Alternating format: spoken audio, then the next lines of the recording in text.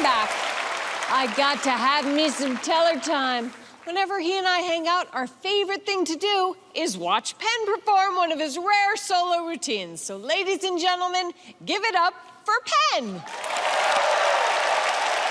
You know, all magic has intellectual content. Even the silliest magic trick, to be a magic trick, has to exploit some logical fallacy or underline some shortcut in human thinking. I've always wanted to add pattern to a trick that explains what the trick is really dealing with. So I've done that. I've taken this silly birthday party trick, and I want you to imagine that you are at a 12-year-old's birthday party. Hi, children. Post hoc, ergo propter hoc. That's Latin for the common logical fallacy. After this, therefore, because of this. You see, children, when something happens and then something else happens, we tend to think the something else was caused by the something. But post hoc ergo propter hoc reminds us that correlation does not necessarily imply causation. Now, when studying crime in the 1980s in New York City, some no-kidding academics discovered a strong correlation between the amount of serious crime committed and the amount of ice cream sold by street vendors. Here's the thing. Even though they're clearly separated, children, there still seems to be some connection. Now, in the case of frozen treats and felonies, there was obviously some unobserved variable causing both. Summer, right, children?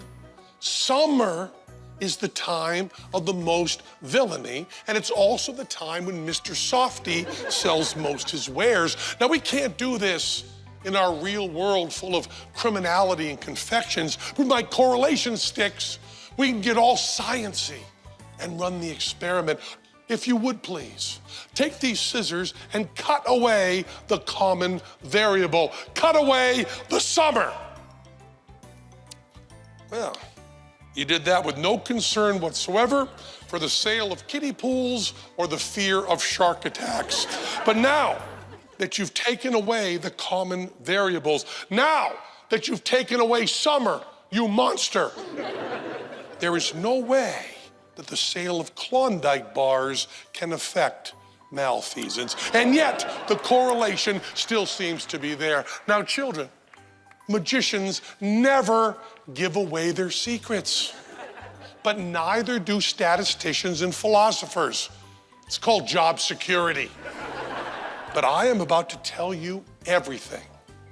Ice cream lover and Scottish smarty pants David Hume pointed out that causation can only be established by experience. But experience, in turn, is based on the assumption that the future will be modeled on the past, which in itself is based on experience, leading to a circular logic. Now, we can never prove causation with pure reason, but that doesn't mean it's not there. Here's the really annoying thing. Even though we can never prove causation, correlation is all around us. As David Hume once said, "Woo, ain't that a buster?" I've got another one of these things. And it might not be a big deal if this is lawlessness in the disco era in the Big Apple and this is the sale of Choco Tacos. But what if this were rising autism rates, or mercury in the vaccines, or assault rifle control in Australia?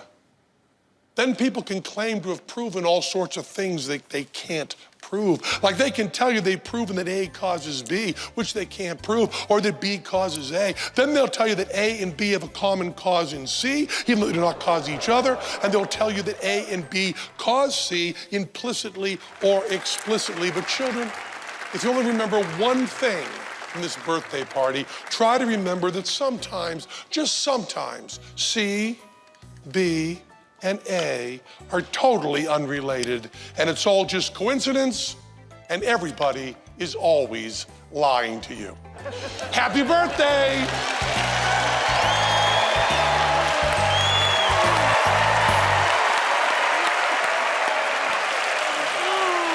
Good night from Las Vegas, where the party never stops. Come back next time for more of TV's